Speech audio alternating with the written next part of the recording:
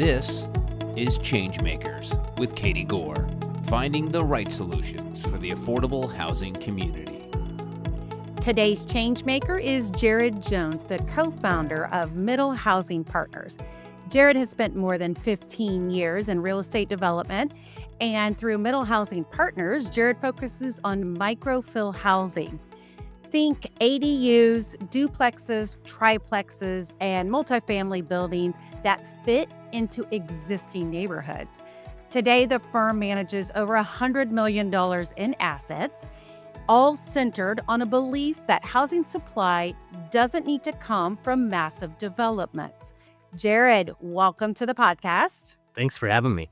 It's a pleasure to have you, and we have a lot of things to cover. But first, I usually like to start these conversations just to get an understanding on how you came into housing or how you came into this business and created these assets that we're now going to talk about. Well, I straight out of college, I started in the mortgage industry, and that was about 2 years prior to the market crashing.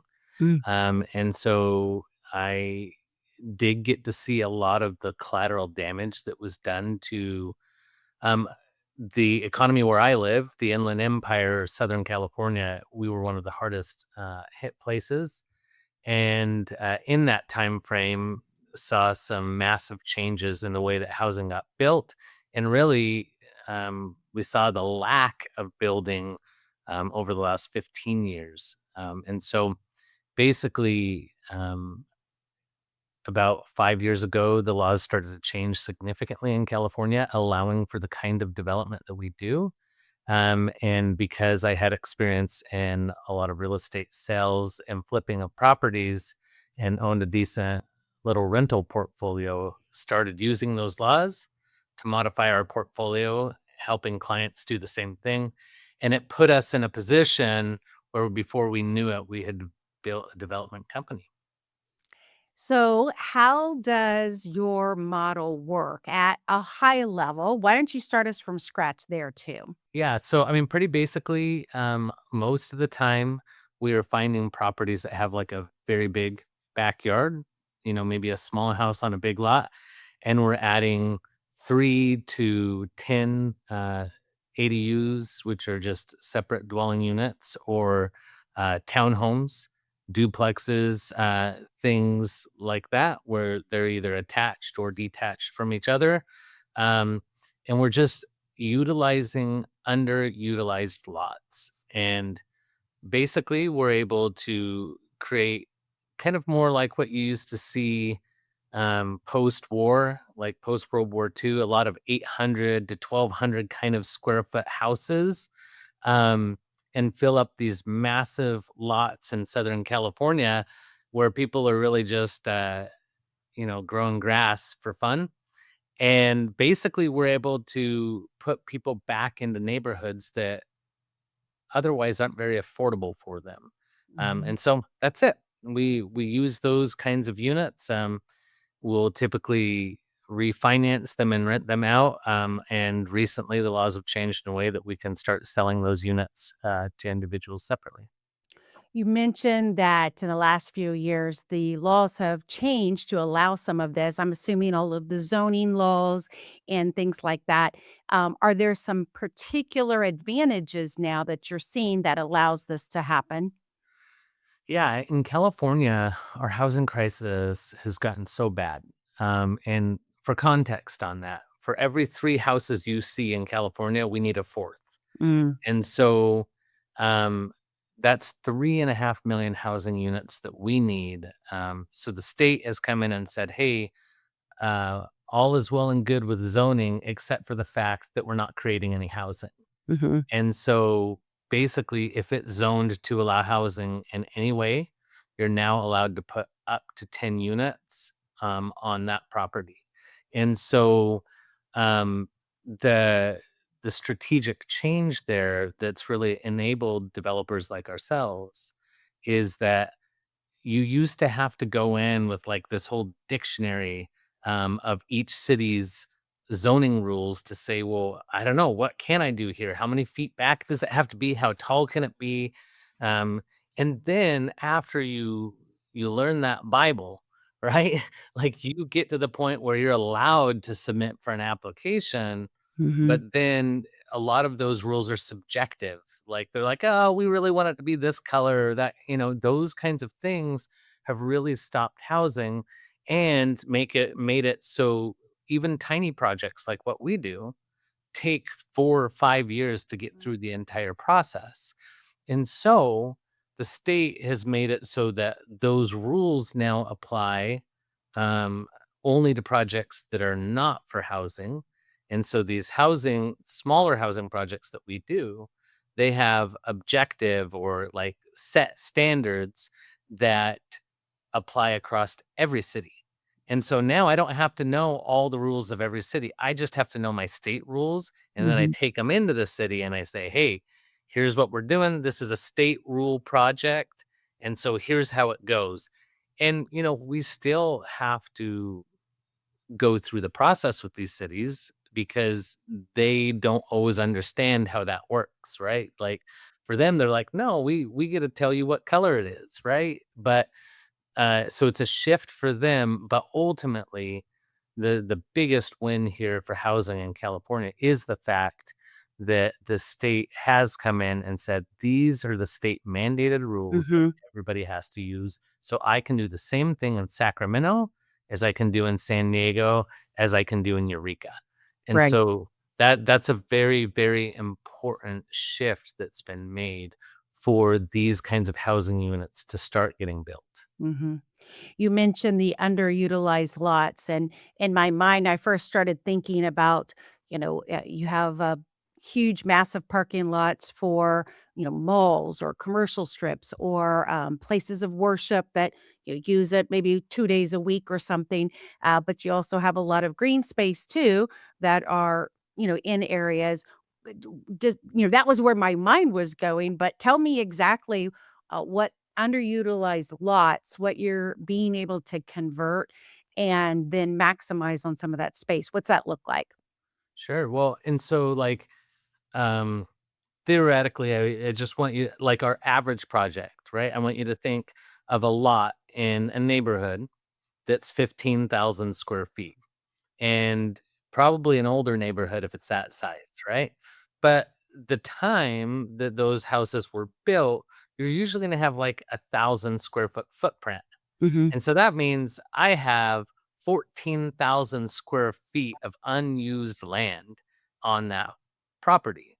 Well, if I'm building two-story units and they're going to be 1,000 square feet apiece, like just for quick and dirty math, if I want to add 10 more units, I'm only needing 5,000 square feet more of land, Yeah. right? And so what we do is we come in and say, okay, um, well, we come in and say, okay, we're going to do 10 of these. We're going to take up 5,000 more square feet of land, still only covering 6,000 square feet of a 14,000 or a 15,000 square foot lot. But what we've done is we put a whole bunch of people in that neighborhood. Most of them actually grew up in these neighborhoods we're bringing them back into, Mm. but we've created 10 more housing units for families that want them and need them. But what we're not doing is we're not building 3,000 square foot McMansions that are going to cost $2 million. Right, right. You mentioned that you're building in existing neighborhoods. People are coming back to these neighborhoods. They're neighborhoods of choice. They've got infrastructure. Um, what is the tone when you start to work with these types of projects? Like, how do you go about, working in these neighborhoods with that existing community footprint? Yeah, and so I think that there's a couple questions that can be answered out of that. If this were a deposition, I'd only answer the question that you asked, but I think typically the intent of that question leans more into how do the neighbors react, right? Mhm. And um, so with the normal process through the city, you have to go through the process of letting neighbors know what's going on. Right? You don't have to notice neighbors in this. And so that's not necessarily a part of the process. But then the second piece of that is, how do the neighbors actually directly react when there's construction going on? And, we get mixed. We get mixed interactions with neighbors, and some of those are very good, Mhm. where they're like, wow, I didn't know we could do this. Can you do one for me? Like straight out of the gate. Yeah. We also get the other, which is like, we have had people deliver petitions to the city, and the city's like, hey, there's nothing we can do here. Like, this is the law. Mhm. Um, but then we oftentimes see those neighbors turn the corner towards the end, where they're coming to us and saying, like, hey, okay, so we see what you did here. And actually, this is kind of interesting. Mhm. Do you think you could build one for my mom? Mhm. Right? And then once, you know, it gets scary when we don't know, like, how something's going to affect us. But once we Mhm. start to see it and that neuroplasticity sets in and we're like, "Oh, this is normal," right? Right. That's when we can start to see, okay, well, if this could solve a problem for me, for my family, for my friends, for my financial situation, now I see the benefits of it. And so we see that most of the time that people turn the corner. We don't have very many angry neighbors long term. We Mhm. do get a little bit of that during construction, Right. no question. Um, but ultimately, I think that once people start seeing their neighbors and they're just regular people, it's totally fine. Mhm. There used to be, a portion of time when we had to convince people there was a problem and a housing shortage, and, now this seems to be just commonality that everybody knows there's this crunch of affordability. But, specifically in the cities that you're working in, do you wanna frame some of this problem for us? Maybe give us the scope of why it's so hard to have housing in the places that you're mentioning, or just the volume of need? You wanna speak to either one of those 2? Yeah, I would say, like, contextually, when we look at how many houses are needed in the United States right now, it's about 8 million, give or take. Well, almost half of that is just in California. And so that's a big deal from that perspective. But here's a number that speaks more directly to that. When you look at the top 10 most expensive rental markets in the nation, 6 of those markets are in California. Mm. And so the first 5 are in areas that are in Southern California that we work with. And you'll know the names: San Diego, Mhm. Orange County, Los Angeles County. Riverside County is, where we work. San Francisco, like the Bay Area, and then Sacramento. Those are 6 of the top 10 least affordable rental markets in the nation. On that list are other cities that New York, Miami, Denver. And Mhm. so, like, these places, it is extremely unaffordable to live. And for context, like, when my parents graduated from school, you could go out and get an average job, just like a regular job, and buy a house on one income. Mhm. Today, that same house in my city, with the same kind of income, that median income, the medium one income household, Yep. you need 6 of them to buy the same house. And, like, it's not magic. Mhm. Supply and demand is clear, we just need more houses. But Mhm. we've restricted ourselves in such a way that the building of the houses is not the issue. We have the people to build them. We have the desire from the people who need them. Mhm. Like, the issue, the cost to build them, specifically the units, is not the issue. The issue is the rules are so difficult to get through the process financially, to buy a piece of land and then build the property 5 years later. That's a long time to be able to do this thing. And so, like, one of the things that I learned pretty quickly as we were starting to develop is, if I go out and I want to put my money as an investor, just a passive investor. Mhm. And I'm going to go stick it in the bucket of a guy that's a developer. He's going to say, great, in 5 years, you're going to get your money back and you're going to make about 20% on your money. Great. Like, I'll do that. That's a decent deal. Well, the thing is, when we look at the economics on that, if I can compress that down into 1 year, Mm. what it does is it allows me to more predictably build different kinds of housing. Otherwise, like what happens is the people that go and make that bet, they're the people with a lot more money, Mhm. right? And so like Wall Street builds our housing in the United States. And um really the creation of the housing makes you about the same amount of money. Like sticks and bricks cost the Mhm. same whether it took 5 years to get there or 1 year to get there, but you have to justify the return on investment long term. So the point is, when you make laws really simple and easy and the average Joe can go out and build, average Joe is gonna go out and build. Right. And we're gonna start to get projects that are accessible to them, but then in turn, those kinds of projects are the projects that are accessible to the market too. Mhm. And so there's lots and lots of reasons that these incentives are misaligned, but one of the biggest ones is like who has the ability to go out and build projects. And I think that as we bring the ability back to Main Street to build housing for themselves, well, guess what? We're going to start to build housing for people that seem like us, that feel like us, like our friends. We're not going out and trying to build to what the highest possible dollar value is. We're trying to build for who we know.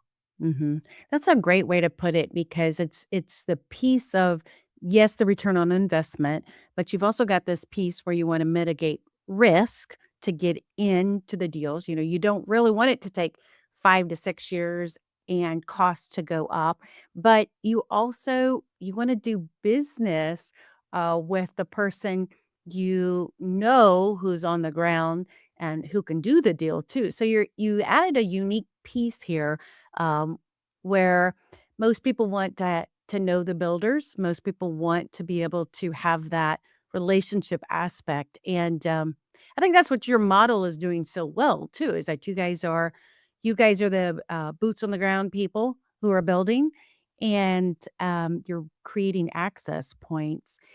We talked about the process here, and I want to mention more about the policy side because we've kind of talked around it a little bit here, but there's a lot of conversations around policies that are trying to make it easier to build.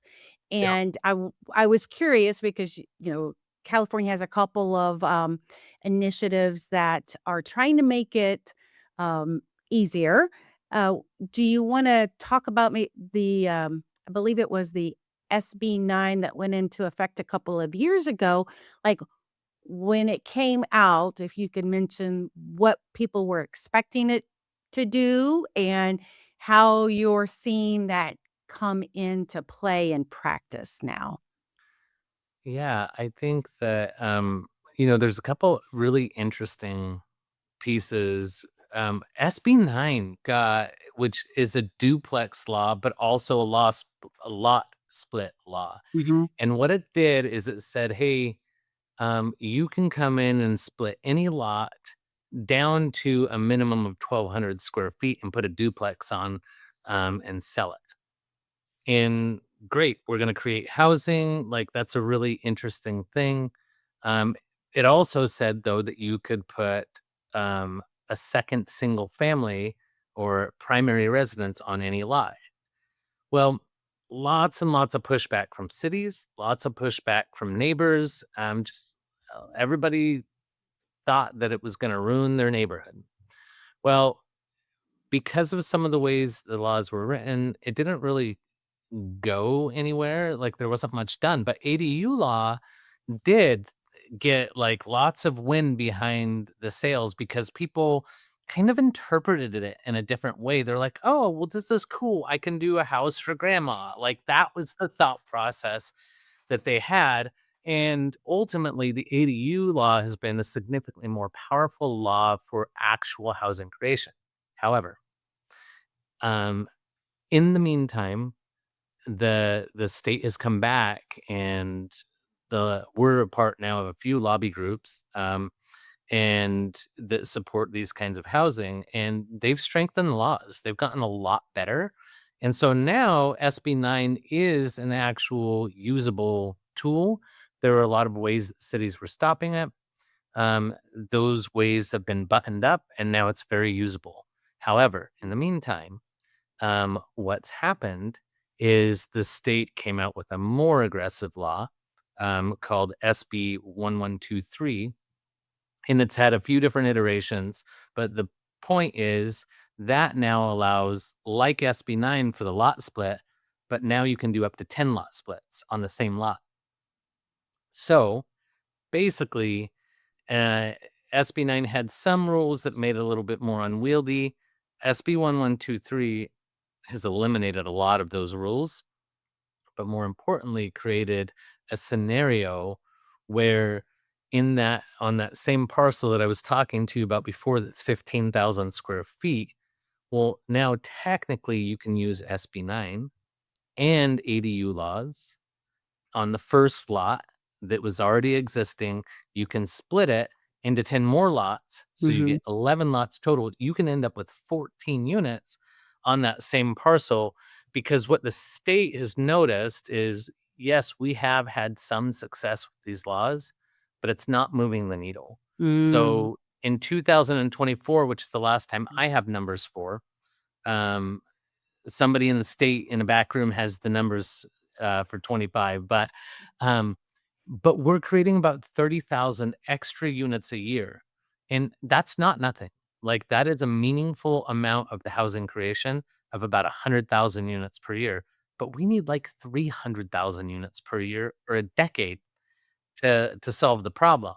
So, um, too little, too late is kind of the thought process of the state. It's like, hey, we have to be more aggressive, and we're we've been so concerned as a state about building to the discomfort Hmm. of the people that already have, right? And it's like, we don't wanna piss off the neighbors, right? Like, Hmm. okay, well, Right. that's a thing, but also, how about all of their kids and their parents and no all these other people that didn't enter into the market at the right time? They're all voters, they all pay taxes, they all care about security just like you do, and so, are we gonna secure the people that have already had theirs for a long time, or are we gonna help people to achieve this American dream that's been promised, right? We have this social contract Hmm. that we've been given as a nation. Like, yes, you work hard, you Right. get safe house, right? Like, that's the way that it works, and we haven't been delivering on that. And Mhm. so the state has said, enough is enough. 10 units, additional separate parcels. We get to stop housing inflation for each of those families that get the 10 new units. And so it's called the Starter Home Revitalization Act. So like that's actually what the real name of this bill is. And so that's what we're using mainly now. So SB9 was good, but SB 1123, or the Starter Home Revitalization Act, is the thing that I believe changes housing, not just in California, but I think this is going to roll across the nation and Mhm. start taking that zoning power back and putting it into the hands of small developers to start building their communities again. Mhm. I'm glad you mentioned both of those bills because many communities are still trying to go through the analysis to see if they even adopt this. So, those two resources, SB9, SB 1123, are great for communities to try to point to how they don't even have to invent the wheel. They can just go out and find what you guys have done. And that translates because you talked about the social contract, but communities are realizing that teachers, firefighters, EMTs, artists, single moms can't get in to the home ownership, and yet they've seen the rising rents, and so um, this leads me to the next piece of this is that so much of this is workforce housing that we're talking about. Yeah. We mentioned mom, we mentioned in-laws, granny flats, but so much of this has the potential to really change workforce housing too. And when you have people in mind who are working in the various service opportunities. It's so often those households that are getting squeezed with the rising rent. And is that how does that look for you guys? I mean, does that translate into the people you're serving Yes. or people who you're marketing to?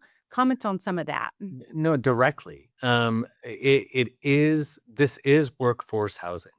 100%. That's exactly what it is. And the funny thing is, like, you look in our market, a starting nurse is going to make like $70,000 a year, which is a great income, right? But in order to qualify to buy a house in the neighborhood close to whatever hospital that they're working at in our city, you need to make about $190,000 a year. And so you can have a nurse living next door to another nurse that bought 10 years before. So the nurse that bought 10 years before, they have a payment of like, you know, $1,900 a month. And their friend that's a nurse started 10 years down the road later. Um, they're renting a house, same house, for $3,800 a month. Uh-huh. It doesn't math. Like, it doesn't make any sense. And if they were to go and buy that house, their payment will be like $4,500 a month. So And so it's not a question of who belongs. And I hear this and it just drives me nuts. But it's like, well, we don't want the wrong kind of people. And the wrong kind of people, these are you. Like, Yeah. it's other people like you that are trying to get into a stable housing situation. mhm. There's not other kind of people. You're the people. Like, Right. you're in the workforce. Like, you make our community go. And so your friends need a house. And if they didn't enter the market at the right time, if they moved out of state and moved back in, I just wrote, I just finished a first draft of a book on this subject. It's called The Middle Housing Revolution. And in that, I talk about a story where I was sitting down talking to my daughter's guidance counselor. And her and the principal, almost the same amount of money, both went to the school that my kid goes to. And she moved out of state, moved back in about 4 years ago. He has a house a block away and she commutes 45 minutes because she can't afford to be in the neighborhood. She teaches at the school that she went to when she grew up. So does he. And their incomes are almost identical, yet she can't afford to live in her community. And so these things have real impact on us. Like, how often does she get to stay late to be at the choir concert or to do, like, what are the things that have the actual social impact on the not just the way that she gets to live her life, right? How I mean, she could want to go home and watch Downton Abbey or something like that. Yeah. Who knows? But the point is, like, she gets 45 minutes less of that each way, every day. And she's not less educated, she's not less willing to serve, but she has a harder life. And the economy Mhm. typically works in a way that we see that person's problem and we're like, well, how do we solve it? Mhm. Well, our laws locally have restricted us in a way that we can't actually solve it. If it costs me $100,000 to build a house in that neighborhood that's now worth $500,000, like, I want to solve that problem every day, right? Mhm. But if it makes it so difficult that I can't do that, then I have to choose to implement or use money in a different way. And the some of these false constraints that have been placed on our market by local governments, essentially, and are the things that are boxing those people out. Mhm.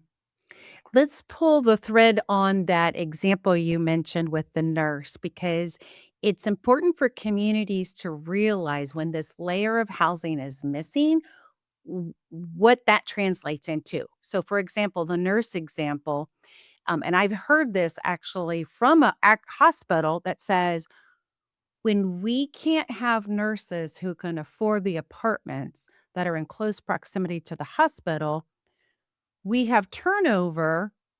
We have more turnover because they're having to drive an hour, hour and a half. We struggle to fully staff the shifts.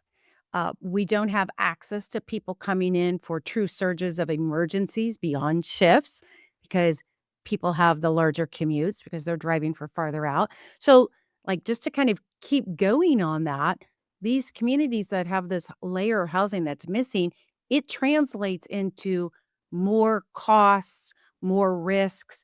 Do you have more example? I mean, I don't want to sound like it's a scare tactic, but this actually does translate into real community problems. Do you have other examples that that you've seen? 100%. We so to to the macro for the hospital, right? Like it actually is more expensive because there's not housing options there because they have to have nurses that come in from outside. What do they call that? Um, Temporary nurses Yeah. or whatever, and so they'll come and live in an area for 6 months, stay in, like, a midterm rental. Like, we've rented out to a lot of people that are in that situation because they can't keep staffed, which, is interesting because obviously that gets way more expensive, but then the other thing is, um, in this book, I talk about the fact that a couple of the units that we created were for my brother-in-law, who's my business partner, for his parents. Mhm.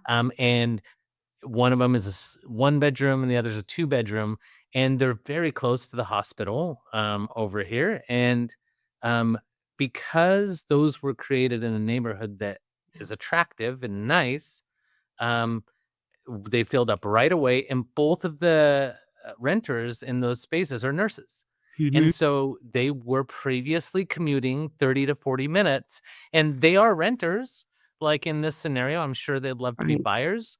But the reality was, we put a product into a neighborhood that's very desirable and otherwise wouldn't have been there because you don't see one bedrooms in this $1 million neighborhood, Right. but you do now. Right. And so that's what it allows, and so, um, and those kind of people conversations when they happen, it's Mhm. like, cool, those kind of people, the nurse, right? Like, we don't say that about nurses. We all have this deep social respect for them. However, what we don't typically have is this thought process that they should have the ability to live where we live, Right. right? If we live in this upper crust neighborhood, well, they can save up and work hard, and so, it's BS. Mhm. And so it is cool to see that. And back to that neuroplasticity concept, like once we see something a lot, it becomes normal to us. And so, what I've seen in other very expensive markets where these kinds of laws have existed for a while is people are concerned like, oh, that's going to tank my house value or whatever. Right. Not real. It doesn't have anything to do with your house value. And so, but what it does do is it puts people into a position where now that nurse has a kid. Like one of the nurses has a kid that gets to go to school in a top-notch school. Amazing, right? That's super cool. But then the second thing is that nurse now has the ability to be at home so that they can coach soccer practice. Mhm. Like that's a thing. And it's a thing that disappears when we're on the freeway for such a long period of time every day. We would love to coach soccer, but we can't be there. Like these are the thoughts and these are the costs that come to our community Mhm. when these kinds of housing products aren't available. Mhm. You mentioned your book. You said, Middle Housing Revolution. Where can people find it? When's it coming out? Tell us more. Why did you write it? Like, just Give us the give us the lowdown here. Yeah, well, so hopefully you can find it here in the near future. I have to find somebody to publish it. I'm not going to self-publish Mhm, because my real goal in creating this book is I want to be a part of this revolution that has already started. And mhm, that is the people in the main street taking back the power of housing. Like, we have the ability to go out and create for the people that we love, the people that run and serve our communities. And my goal is to show government entities the positive impacts that these kinds of housing laws can have. I want to show entrepreneurs that the financial implications of creating this kind of housing are very good. Like, you can make good money solving the problem for the people that are unseen and unheard. And I care deeply about that.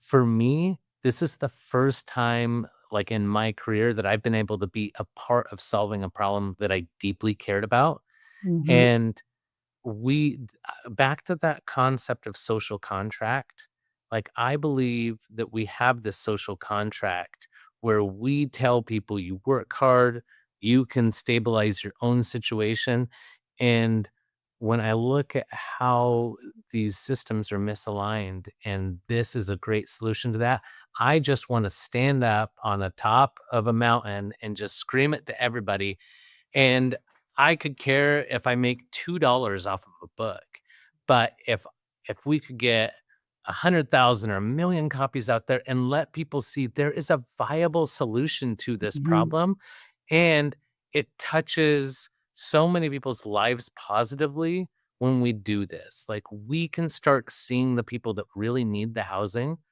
We're not giving them any gifts. Like, they will be mhm, paying for their own house, right? Like, right. there doesn't need to be government subsidy to run this system. What we Mhm, need to do is we need to look at what's broken and just fix it. And mhm, we can do that. Like, our nation is capable of that. We are problem solvers.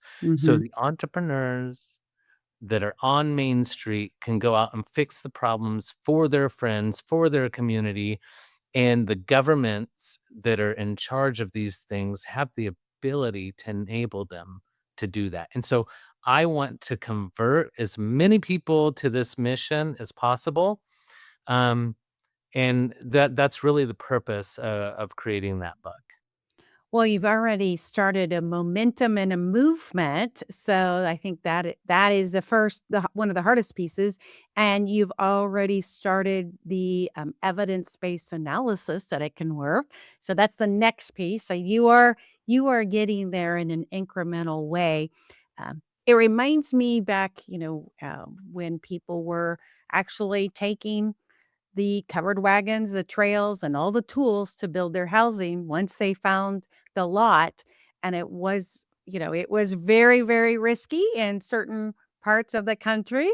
And it was very, very hard. But there was this core desire for people to take charge of their own housing, wasn't it? Like it was a real fundamental belief. For sure. People wanted, they were farmers. They still wanted to take care of their housing and get that settled. Lots of other issues with how that happened, but I think the fundamental core is what you're talking about here. That people Yeah. want the housing and people want to take the power or control and the ability to get that housing. Yeah, I agree. There is so much in our society today where we feel helpless, right? Mhm. Like, and I love that analogy of the starfish, like on the seashore, right? Like where you see the guy throwing starfish back in, and like, oh, you can't save them all. Well, Right. that's true, but I can save this one.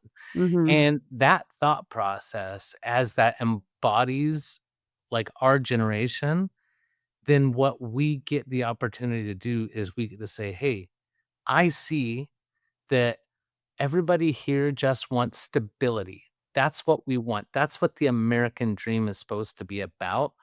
Like, you work hard, You throw your soul into what you do, you serve everybody by doing that, and you're going to be secure in your position. We have safety, Hmm. and we can create that for our generation.